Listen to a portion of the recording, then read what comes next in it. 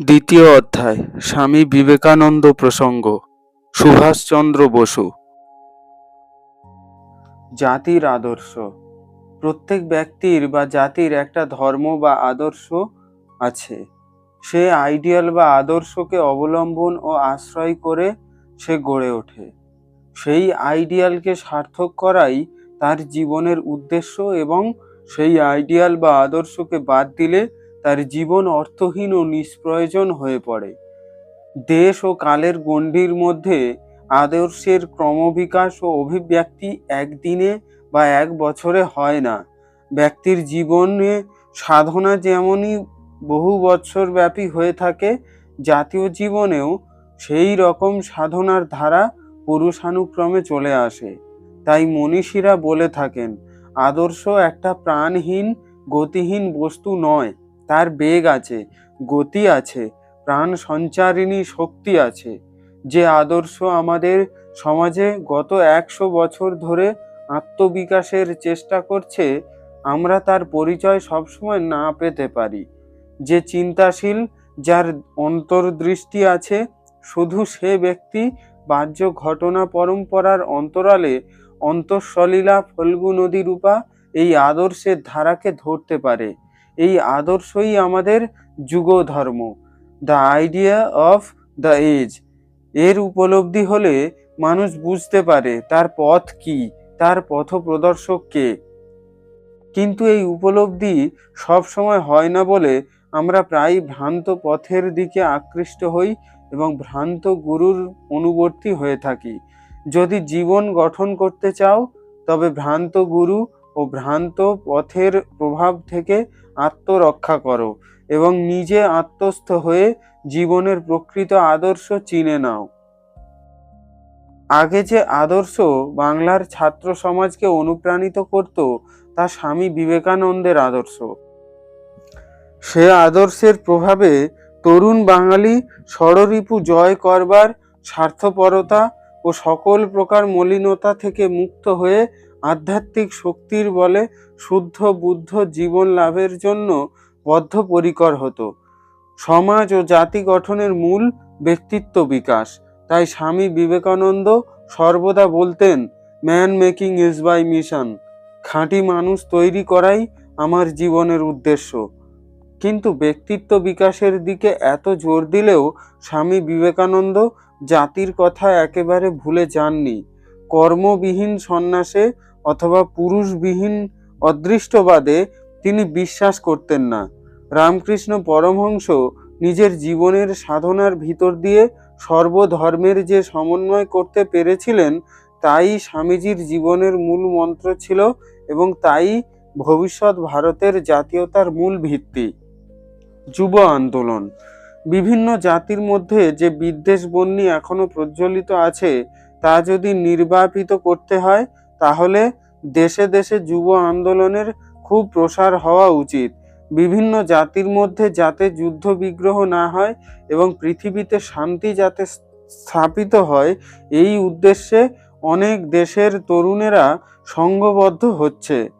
এমন অনেক যুদ্ধ হয় যা শুধু কূট চক্রান্তের ফল, এবং তার দ্বারা কোনো জাতির প্রকৃত কল্যাণ হয় না। যদি কোনো দিন পৃথিবীতে শান্তি সংস্থাপিত হয়, তবে বিশ্বের তরুণ সমাজই তা স্থাপন করবে। আজ ভারতের এই হীন অবস্থা কেন? আছে তো সবই, প্রকৃতি, সৌন্দর্য, শারীরিক বল, শিক্ষা, দীক্ষা, বীর্য, বিদ্যা, বুদ্ধি, এর কোনোটিরও তো অভাব নেই। এসব উপাদান নিয়ে আমরা এক নিখুঁত মূর্তি রচনা করতে পারি, কিন্তু প্রাণ প্রতিষ্ঠার আয়োজন কোথায়? প্রাণ প্রতিষ্ঠা হবে সেই দিন, যেদিন সমগ্র জাতির মধ্যে মুক্তি লাভের প্রবল আকাঙ্ক্ষা জাগরিত হবে। কোথায় সে পুরোহিত যে মৃত সঞ্জীবনী সুধা আহরণ করে মুমূর্ষ জাতির দেহপিঞ্জরের মধ্যে প্রাণ প্রতিষ্ঠা করতে পারে?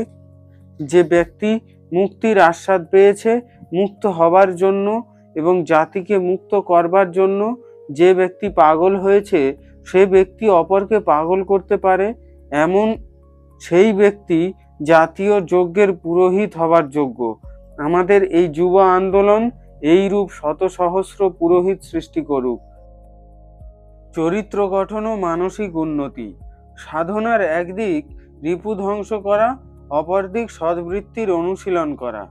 রিপুর ধ্বংস হলেই সঙ্গে সঙ্গে দিব্য ভাবের দ্বারা হৃদয় পূর্ণ হয়ে উঠবে, আর দিব্য ভাব হৃদয়ের মধ্যে প্রবেশ করলেই সকল দুর্বলতা পলায়ন করবে। প্রত্যহ 2 বেলা এইরূপ ধ্যান করবে। কিছুদিন ধ্যান করার সঙ্গে সঙ্গে শক্তি পাবে, শান্তিও হৃদয়ের মধ্যে অনুভব করবে। আপাতত স্বামী বিবেকানন্দের এই বইগুলি পড়তে পারো। তার বইয়ের মধ্যে পত্রাবলী ও বক্তৃতাগুলি বিশেষ শিক্ষাপ্রদ।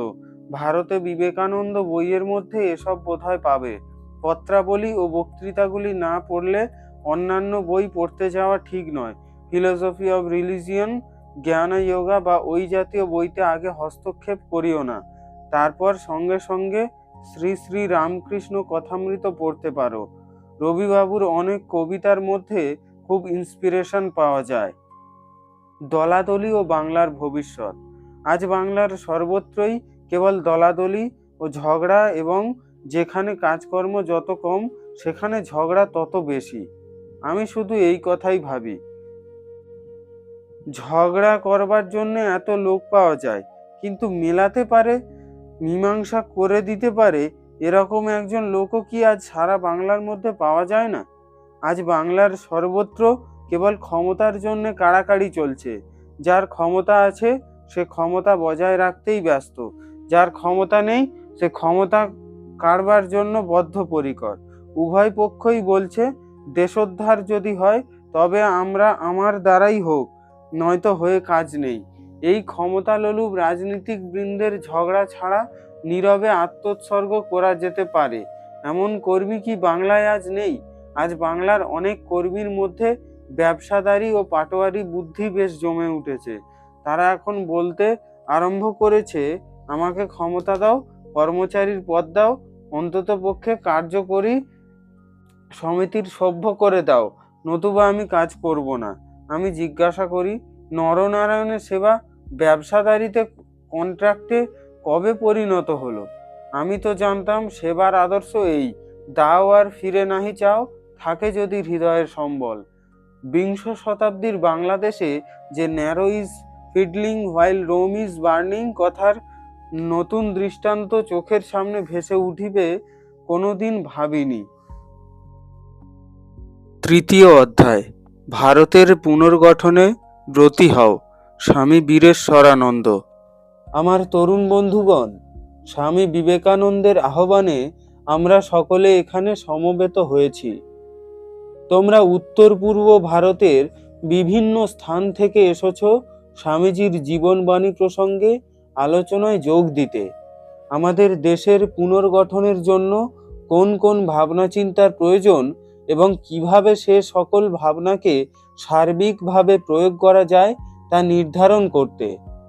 তোমরা জানো যে 2 বছর আগে 1980 খ্রিস্টাব্দে আমাদের মঠে একটি মহাসম্মেলন অনুষ্ঠিত হয়েছিল। সম্মেলনের উদ্দেশ্য ছিল 1926 খ্রিস্টাব্দে অনুষ্ঠিত প্রথম মহাসম্মেলনের পর থেকে বর্তমান কাল পর্যন্ত আমরা কি কি কাজ করেছি এবং স্বামীজির জীবনাদর্শকে আমরা কতদূর কাজে পরিণত করতে পেরেছি তার হিসাব নিকাশ করা এবং তার ভিত্তিতে আমাদের ভবিষ্যতের কার্যপন্থা নির্ধারণ করা। বিশেষ করে আমাদের দেশের আজকের এই চরম সংকটকালের কথা স্মরণ করে কোন পথে এগোতে হবে তা স্থির করা। এ সকল বিষয় আলোচনা করে আমরা কয়েকটি ভাবনা সূত্রের সন্ধান পেয়েছিলাম। আমরা এই সিদ্ধান্তে এসেছিলাম যে জগতের যাবতীয় সমস্যা সমাধানের জন্য বর্তমান যুগের সর্বপ্রধান নিধান শ্রী রামকৃষ্ণের বাণীকে আমাদের দেশের দূর দূরান্তের গ্রামে গঞ্জে, নগরে বন্দরে, হাটে মাঠে ছড়িয়ে দিতে হবে। তাঁর ভাব প্রচার করতে হবে। ঠাকুর ও স্বামীজির ভাব দেশের সর্বত্র ছড়িয়ে দিতে হবে, যাতে সকল মানুষ তাঁদের জীবন ও বাণী সম্বন্ধে অবহিত হতে পারে। এই সিদ্ধান্তও করা হয়েছিল যে শুধুমাত্র ভাব প্রচার করলেই হবে না, আমাদের দেশের যারা পদদলিত, নিপীড়িত, বহুবিধ আসাম্যের অভিশাপে জর্জরিত, তাদের উন্নতি বিধান করতে হবে, তাদের শিক্ষা দিতে হবে, তাদের ঠিক ঠিক বুদ্ধি পরামর্শ দিতে হবে, যা আশ্রয় করে তারা তাদের আর্থিক অবস্থার উন্নতি করতে সক্ষম হয়, আধ্যাত্মিকতা সম্বন্ধে তাদের ধ্যান ধারণার উন্নতি ঘটাতে পারে। আমরা এই সব সিদ্ধান্তে এসে পৌঁছেছিলাম। কিন্তু অনুন্নত মানুষদের উন্নত করার উদ্দেশ্যে সমাজের সর্বত্র সাম্য সাধনের জন্য উন্নতদের নিচে নামিয়ে নিয়ে আসার কথা ছিল না। লক্ষ্য ছিল যারা নিচে পড়ে রয়েছে সমাজে কোনো আলোড়ন সৃষ্টি না করেই তাদের মান উন্নত করা। সমাজে আলোড়ন সৃষ্টি করা অকল্যাণকর। লক্ষ্য ছিল এই যে সকল মানুষ পিছিয়ে পড়েছে তাদের তুলে ধরা, তাদের প্রতি বিশেষ দৃষ্টি দিয়ে তাদের উচ্চ মানে সম উত্তীর্ণ করা। এই উদ্দেশ্য সাধনের জন্য জাতির আধ্যাত্মিক আদর্শকে ক্ষুণ্ণ না করে আমাদের সমস্যা সমাধান করতে সাহায্য করবে শ্রী রামকৃষ্ণের বাণী, জীব শিব তত্ত্ব। মানুষের সর্ববিধ সেবা করে প্রত্যেক মানুষের মধ্যে ভগবানকে দর্শন করে আমরা শুধুমাত্র আধ্যাত্মিকতায় উন্নত হব না, সেই সঙ্গে আমাদের দেশ শিক্ষা ক্ষেত্রে, রাজনীতি ক্ষেত্রে, ব্যবসা বাণিজ্যে সর্ববিষয়ে উন্নতি লাভ করবে। শ্রী রামকৃষ্ণ যে মহতি বাণী জগৎকে দিয়েছেন তার কাছ থেকে শুনে স্বামীজি যে বাণী কম্বুকণ্ঠে ঘোষণা করে গেছেন সেই জীবন বাণী আমরা যেন না ভুলে যাই। স্বামীজি বলেছিলেন, সকলকে দেবার জন্য আমার একটি বাণী আছে, আমি যদি কখনো সুযোগ পাই আমি এই মহৎ ভাব জগতের সর্বত্র প্রচার করব। সেই মহৎ ভাবটি হচ্ছে জীব শিবই। এই ভাবনা শুধুমাত্র ভারতীয়দের উপকার করবে তাই নয়, আজকের পৃথিবীতে যে বিশৃঙ্খলা ও চূড়ান্ত অব্যবস্থা তা থেকে রেহাই পেতে হলে এই ভাবনাকেই আশ্রয় করতে হবে। স্বামীজি আশা করেছিলেন অনুন্নত জনসাধারণের উন্নতির জন্য কর্মযোজনায় এ দেশের যুব সম্প্রদায় এগিয়ে আসবে।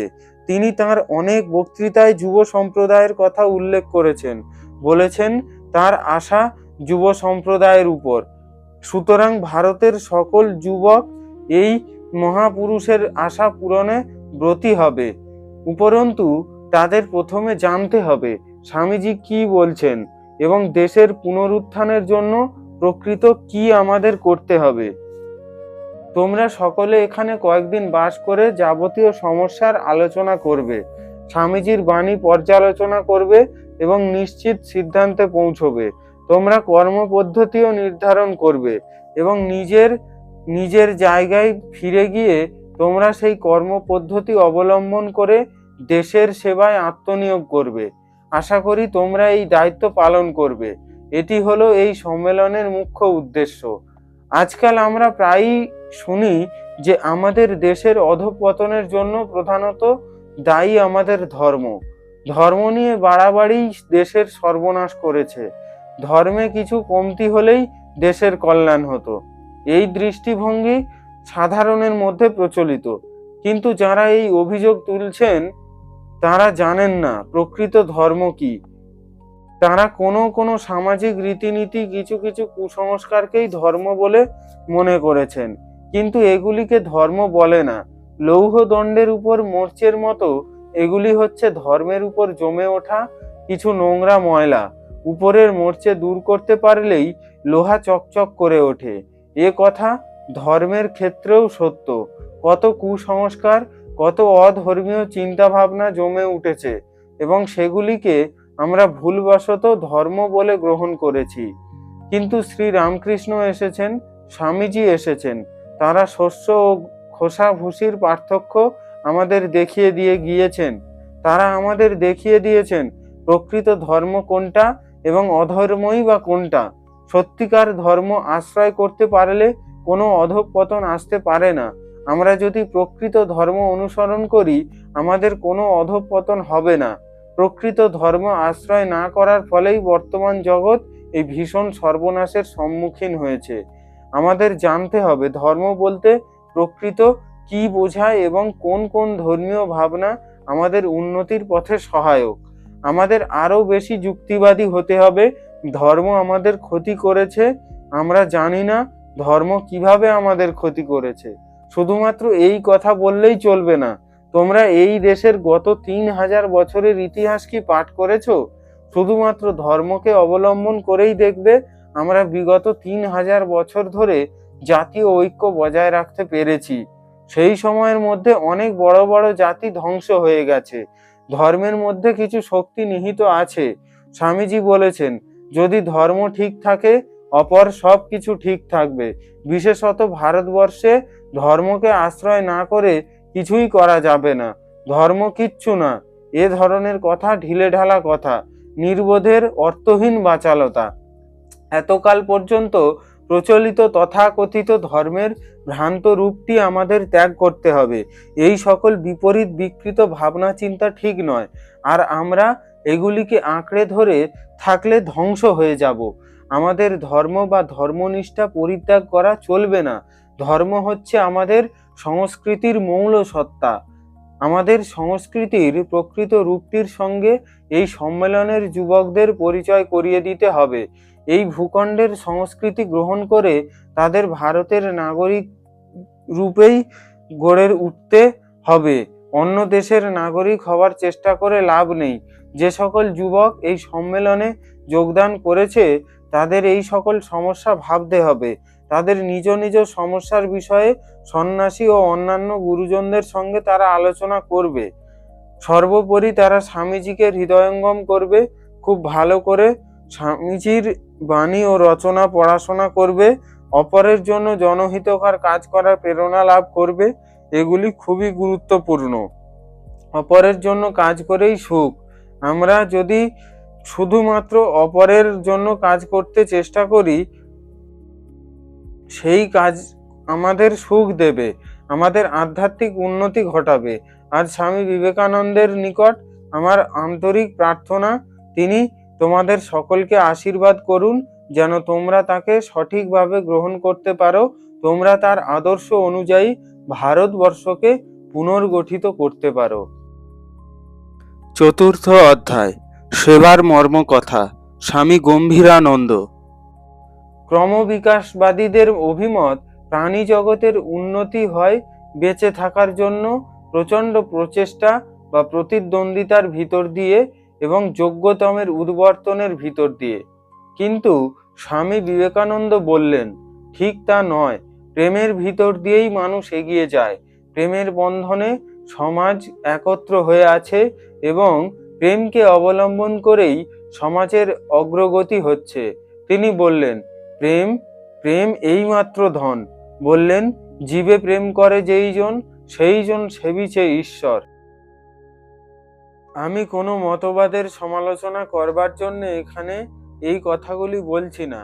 আমি শুধু বলে যাচ্ছি স্বামী বিবেকানন্দ কিরূপ ভাবতেন এবং কিরূপ ভাবধারা অবলম্বনে এই রামকৃষ্ণ মিশন প্রতিষ্ঠা করেছিলেন।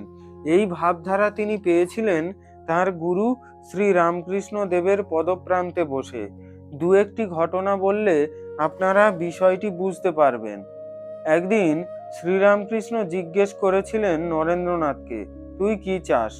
নরেন্দ্রনাথ বলেছিলেন, আমি নির্বিকল্প সমাধিতে ডুবে থাকতে চাই, তারপর শরীর রক্ষার জন্য খানিকটা নিচে নেমে এসে আবার সমাধিতে চলে যেতে চাই।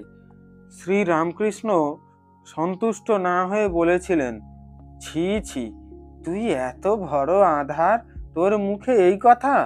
আমি ভেবেছিলাম কোথায় তুই একটা বিশাল বটগাছের মতো হবি, তোর ছায়ায় হাজার হাজার লোক আশ্রয় পাবে, তা না হয়ে তুই কিনা শুধু নিজের মুক্তি চাস।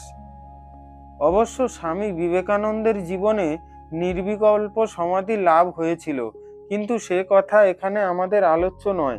আমাদের আলোচ্য হচ্ছে স্বামীজির সমাজ দৃষ্টি, মানুষের প্রতি তার বুক ভরা দরদ, যা তিনি উত্তরাধিকার সূত্রে শ্রী রামকৃষ্ণ দেবের কাছ থেকে পেয়ে কাজে পরিণত করেছিলেন। রামকৃষ্ণ দেব গিয়েছেন শ্রীযুক্ত মথুরানাথ বিশ্বাসের সঙ্গে তীর্থ দর্শনে। গিয়ে উপস্থিত হলেন দেওঘরের কাছে। গরিব লোকেরা সেখানে খেতে পায় না, পড়তে পায় না, জীর্ণ শীর্ণ কঙ্কালসার চেহারা, উস্কো খুস্কো চুল।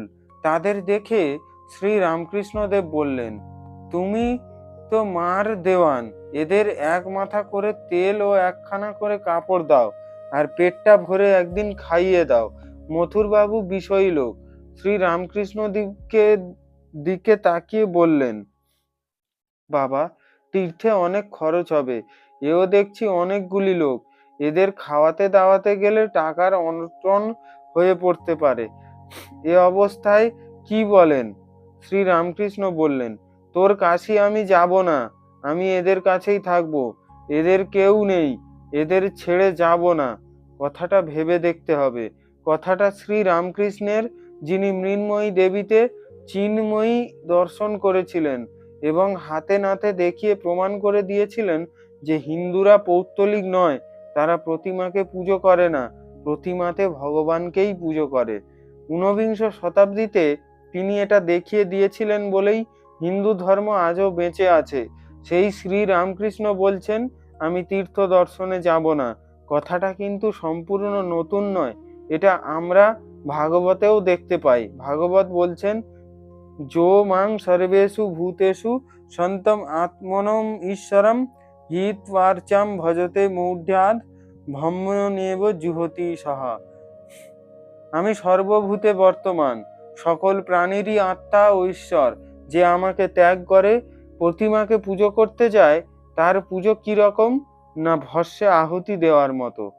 দক্ষিণেশ্বরে হাজরা মশাই তাকে বলেছিলেন, আপনি পরমহংস সর্বদা সমাধিতে ডুবে থাকুন, তা না করে নরেন্দ্র, রাখাল এদের কথা ভাবছেন। শুনে ঠাকুর ভাবলেন, ঠিক বলেছ, আর অমনটা করা হবে না। তারপর ঝাউতলা থেকে আসছেন, হঠাৎ জগন্মাতা তাকে দেখালেন কলকাতাটা সামনে, আর কলকাতার লোকগুলো সংসার পঙ্কে দিন রাত ডুবে রয়েছে আর যন্ত্রণা ভোগ করছে। দেখে তার দয়া হলো। ভাবলেন, লক্ষ গুণ কষ্ট পেয়েও যদি তাদের মঙ্গল হয়, উদ্ধার হয়তো তা করবেন। এ কথাও অবশ্য একেবারে নতুন নয়, আমরা ভাগবতে পাই। প্রায়েণ দেব মুনয়ঃ স্ববি মুক্তি কামা মৌনম চরন্তি বিজনে ন পরার্থনিষ্ঠাঃ নৈতান বিহায় কৃপণান বিমুক্ষু एको নান্যম তদস্য শরণম ভ্রমত অনুপশ্যে। প্রহ্লাদ নৃসিংহদেবকে বলছেন, হে দেব, মুনিরা প্রায়ই নিজেদের মুক্তি কামনায় নির্জনে মৌনব্রত আচরণ করেন। তারা পরার্থনিষ্ঠ নন, কিন্তু এই দীনদের ত্যাগ করে আমি একা মুক্ত হতে চাই না। সংসারে ভ্রমণশীল এই জীবগণের আপনি ভিন্ন আর কোনো আশ্রয় দেখতে পাই না। জীবকল্যাণের এই পথই শ্রী রামকৃষ্ণ অনুসরণ করেছিলেন এবং স্বামী বিবেকানন্দকে নির্দেশ দিয়েছিলেন এই পথ অবলম্বন করে জগতের কল্যাণ সাধন করতে। অবশ্য প্রচলিত কথা হিসাবেই আমরা বলছি জগতের কল্যাণ সাধন, কিন্তু ঠাকুরের ভাব ছিল অন্যরকম। আপনারা হয়তো পড়ে থাকবেন, তখনকার দিনের জননেতা শ্রীযুক্ত কৃষ্ণদাস পালকে শ্রী রামকৃষ্ণ জিজ্ঞেস করেছিলেন জীবনের উদ্দেশ্য কি। তিনি বলেছিলেন জগতের উপকার করা। শ্রী রামকৃষ্ণ তাকে বলেছিলেন, জগতের উপকার তুমি কি করবে? জগৎ কি এতটুকু? বাস্তবিক জগতের উপকার করতে পারেন একমাত্র ভগবান। তবে আমরা কি করতে পারি? আমরা শিবজ্ঞানে জীবের সেবা করতে পারি। এ কথা স্বামীজি শুনেছিলেন শ্রী রামকৃষ্ণের মুখে। শ্রী রামকৃষ্ণ একদিন একটা বিশেষ ধর্মমতের কথা তুলে বলেছিলেন, ওই মতে মানুষের কর্তব্য হচ্ছে জীবে দয়া, নামে রুচি, বৈষ্ণব পূজন। নামে রুচি ঠিক বুঝলেন, বৈষ্ণব পূজন ঠিক বুঝলেন, কিন্তু সর্বজীবে দয়া বলেই তিনি সমাধিস্থ হয়ে পড়লেন। কিছুক্ষণ পরে বললেন, জীবে দয়া? জীবে দয়া? কীটানুকীট তুই জীবকে দয়া করবি? দয়া করবার তুই কে? না না, জীবে দয়া নয়, শিব জ্ঞানে জীবের সেবা। দয়া মানে কি? আমি বড় আর তুমি ছোট? আমার দেবার মতো কিছু আছে? আমি দিচ্ছি, তুমি নতমস্তকে গ্রহণ করো এবং চিরজীবন আমার কাছে কৃতজ্ঞ থাকো। এই হলো দয়ার ভিতরের ভাব। ঠাকুর বললেন, না না, শিবজ্ঞানে জীবের সেবা। এরা সব শিব, এরা সব নারায়ণ। এই নারায়ণ বুদ্ধিতে, এই শিব বুদ্ধিতে এদের সেবা করতে হবে। শ্রী রামকৃষ্ণের কথা শুনে স্বামীজি তখন নরেন্দ্রনাথ সেবার নিগুড় মর্ম হৃদয়ঙ্গম করেছিলেন এবং এই সেবা আদর্শ রূপায়িত করতে কৃত সংকল্প হয়েছিলেন। সারা ভারত তিনি ঘুরেছিলেন, পথ খুঁজে তিনি পাননি। অবশেষে কন্যাকুমারীতে ভারতের শেষ প্রস্তর খণ্ডের উপরে 1892 খ্রিস্টাব্দের শেষ সপ্তাহে হয়তোবা যীশু খ্রিস্টের জন্মদিনে বসে তিনি ধ্যানমগ্ন হলেন। সত্য তার কাছে উদ্ঘাটিত হলো। তিনি জানলেন ভারতের উন্নতি ততদিন কিছুতেই হতে পারে না যতদিন পর্যন্ত জনগণের জাগরণ হয়, যতদিন পর্যন্ত না তাদের উন্নতি হয়। কিন্তু সে উন্নতি হবে ধর্মের ভিতর দিয়ে, ধর্মকে বাদ দিয়ে নয়। তারপর স্বামীজি পাশ্চাত্যে গেলেন অদ্বৈত বেদান্তের বার্তা বহন করে। ওদেশে আধ্যাত্মিকতার অভাব, সে অভাব পূরণ করে বিনিময়ে যদি কিছু পাওয়া যায় তাই নিয়ে ভারতবর্ষের উন্নতি করতে চেয়েছিলেন স্বামীজি। পাশ্চাত্যে আধ্যাত্মিকতার বীজ উপ্ত হয়েছিল, ভারতেও উন্নতির বীজ উপ্ত হয়েছিল তার চেষ্টায়। এদেশের সন্ন্যাসীরা বনে জঙ্গলে পর্বতে সাধনা করেছেন নিজেদের মুক্তির জন্যে। পরের সেবাতে তারা আত্মনিয়োগ করেননি, অবশ্য সব সময়ে নয়, কেননা আমরা জানি বৌদ্ধ সমাজে সেবাব্রত প্রচলিত ছিল। আপনারা জানেন বাসবদত্তাকে সেবা করেছিলেন একজন বৌদ্ধ সন্ন্যাসী, কিন্তু অতীত যুগের সে কথা আমাদের কাছে অপরিজ্ঞাত থেকে গিয়েছিল। স্বামীজি সেই সেবাব্রত পুনরুজ্জীবিত করলেন। স্বামীজি বললেন, এই সেবাব্রত গ্রহণ করতে হবে সন্ন্যাসীদের, শুধু নিজের মুক্তির জন্য নয়, পরের কল্যাণের জন্যও, এবং তাতে নিজেরও মুক্তি সহজ হয়ে যাবে। আত্মনো মোক্ষার্থম জগদ্ধিতায় চ, এই ছিল তার মন্ত্র। পরকে পর ভেবে তার কল্যাণ করা নয়। আমি পুজো করছি পরকে নারায়ণ ভেবে। বস্তুত তখন আর পর বলে কেউ নেই, মানুষ রূপে ভগবানই রয়েছেন সামনে। শ্রী রামকৃষ্ণ বলেছিলেন, প্রতিমায় ঈশ্বরের পূজা হয় আর জীবন্ত মানুষে কি হয় না। আমরা ভগবতীর পুজো করে থাকি কুমারীতে। আমরা জানি গৃহস্থ যারা ভক্তিমান তারা এ সমস্ত বিশ্বাস করেন, তারা পতি ও পত্নীকে শিব ও শক্তি রূপে ধারণা করে থাকেন। একটা ধর্মভাব নিয়ে আসেন জীবনে। তেমনি ভাবে আমরা অপরের সেবা করি একটি ধর্মভাব অবলম্বন করে, ভগবানকে অবলম্বন করে। আমরা ভাবি নারায়ণ আমাদের সামনে উপস্থিত আমাদের সেবা নেবার জন্য। যার যা অভাব আছে, যে ক্ষেত্রে হোক না কেন, বিদ্যার অভাব হোক, শারীরিক অভাব হোক, আধ্যাত্মিক অভাব হোক, সব রকমের অভাব মেটাবার জন্য আমাদের প্রযত্ন করতে হবে। আমরা তাই করে চলেছি। শিবজ্ঞানে জীব সেবা।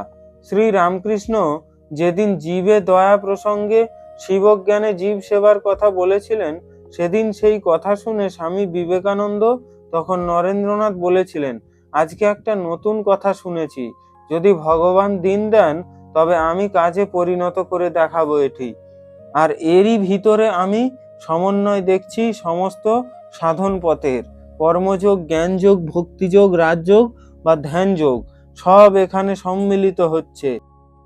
স্বামী বিবেকানন্দ যে ভাবধারা শ্রী গুরু পাদ পদ্মে বসে লাভ করেছিলেন, তাই তিনি আমাদের দিয়ে গিয়েছেন।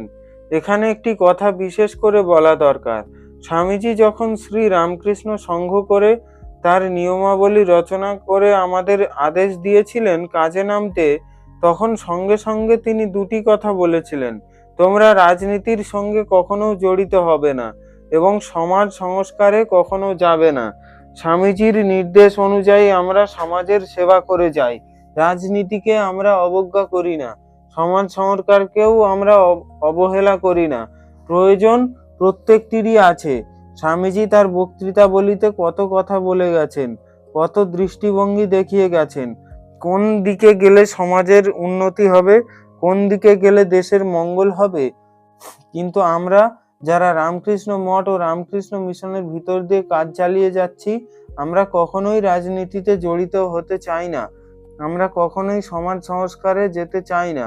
আমাদের সন্ন্যাসীরা কেউ কখনোই ভোট দিতে যান না অথবা কোনো পার্টির হয়ে প্রচার করতে যান না। স্বামীজি এই বার্তা দিয়ে গেছেন, বাণী দিয়ে গেছেন, আমাদের জন্য পথনির্দেশ করে গেছেন। আমরা চেষ্টা করছি তার প্রদর্শিত পথে চলতে। এই পথকে অবলম্বন করে বিভিন্ন জায়গায় কতকগুলো প্রতিষ্ঠান গড়ে উঠেছে এবং কাজ চলছে। প্রয়োজনের তুলনায় তা কম হতে পারে, কিন্তু এতে আমাদের প্রাণের টান আছে। আমরা চাই কাজটা ভালোভাবে হোক। ভগবানের দেওয়া যে কাজ আমাদের উপরে পড়েছে, আমরা যা চাই তা যেন ঠিকভাবে পরিচালিত হয়, যাতে সেবার একটা মডেল বা আদর্শ দেখে অন্যরাও নানা জায়গায় নানা প্রতিষ্ঠান গড়ে তুলতে পারেন এবং সমাজের ও জগতের সত্যিকার কল্যাণ হয়। ভিডিওটি ভালো লাগলে লাইক, কমেন্ট ও শেয়ার করতে ভুলবেন না। আর এই রকম সুন্দর সুন্দর ভিডিও দেখতে ও আরও সুন্দর সুন্দর অডিও বুক শুনতে আমার এই চ্যানেলটি সাবস্ক্রাইব করে বেল আইকনটি প্রেস করে আমার পাশে থাকবেন, যাতে আরও সুন্দর সুন্দর ভিডিও এবং অডিও আপনাদের সামনে নিয়ে আসতে পারি। ধন্যবাদ।